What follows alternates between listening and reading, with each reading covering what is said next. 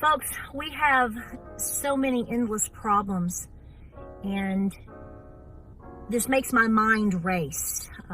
This whole topic, many of the topics that we're all talking about, food supply, food shortages, but to see all the things that are going on continually with our farmers and our ranchers.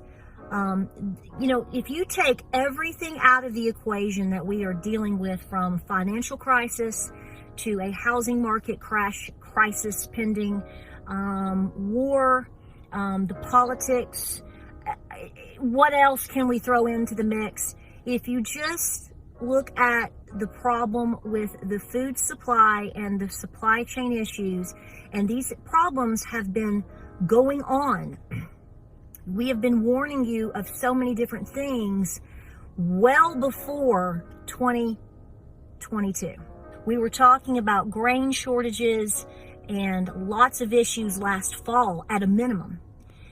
It is not your responsibility to try to convince anybody on the planet to be preparing. Talk about it, and to spread the word, and to speak of all the issues that are happening right now, because I don't want you to be afraid to, because see, the attempt to silence us has been so severe over the last 2.5 years that has done a lot of damage. But it is not your responsibility to convince anybody to try to pay off debt, put away cash, stock up on food, water, medicine, whatever. Should you tell them? Absolutely.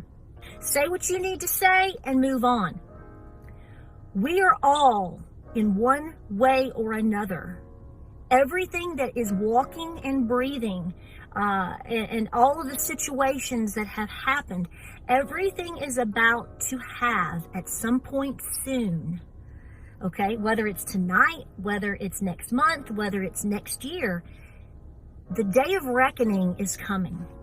We are all right now being given every opportunity to get right. I need to recognize that we are in a world of chaos, in a world of turmoil, and so therefore, what are the things that I feel I need to be doing? Things start to come to fruition and things are unraveling in front of your eyes. It makes you a different person. When a farmer from Texas tells you, and she has nothing to gain or to lose by telling you, she's telling you, and she's telling you she thinks she needs to too, that you need to be putting up 2 to 3 years worth of food. I have already told you, not taking away from what she's saying, you have got to be preparing. If all you can do today is a can of Beanie Weenies, let that be your start. But that does not mean that is going to be your end. Folks, the crops are not being produced. The cattle, have you seen the footage? I know you have. Have you seen the footage of just hundreds and hundreds and hundreds of trailers? I don't even know how much cattle. They're having to sell off all of their cattle. This is particularly in Texas, but I know that we're seeing issues also. I've seen folks send me stuff from Nebraska. Can I buy a pack of hamburger today? Mm-hmm. Is it more expensive than it was, say, a month ago, 6 weeks ago, 6 months ago? Mm-hmm. But is it there? Yeah. Will it be there next year? I hope so. But how much are you going to pay for it? This is going to do nothing but devastate our food supply even further. Whether we're talking about the wheat, whether we're talking about corn, and all this switch over to soybeans being burnt up too, y'all. How is this all going to break down when you have massive sell-offs of cattle and farmers that cannot sustain all of this right now? How is this going to look in the fall? How is this going to look next spring? You have got to start understanding that, like I said, and this is what I call it, a day of reckoning is coming. Each one of us at some point is going to have to face all the things that are happening. I call this a personal crisis. At some point, your budget is going to hit a wall if it isn't already, like so many Americans. I'm not even talking about a world crisis. I'm not even talking about a world war. I'm not even talking about an economic crash. I'm not even talking about a housing market crash. I'm not actually talking about them telling you the truth that you are in a recession. I'm talking about one issue alone, and that is just dealing with all the problems we've seen with the food supply. You compound that with anything else going on or any other potential that could be coming our way, a day of reckoning is coming. If you have not began preparing in any way, shape, or form, I don't want to say I'm begging you, because I really don't beg, but I'm getting close to pleading again, to saying, please do everything that you can to put any items that you can afford away. It's not going to get any easier.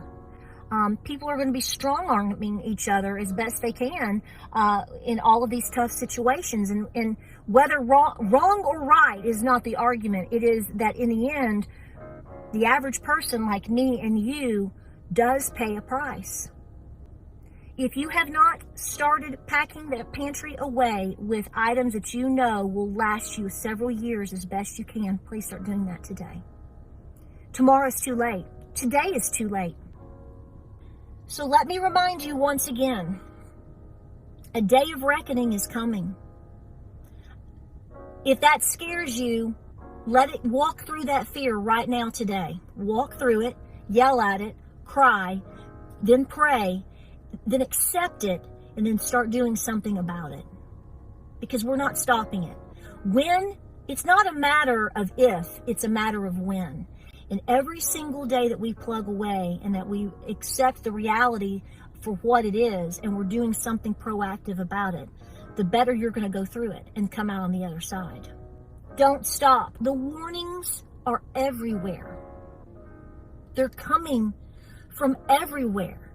You know, on the front lines of so many different things that we all depend on every single day, they're the ones saying it. I think it's time we paid attention.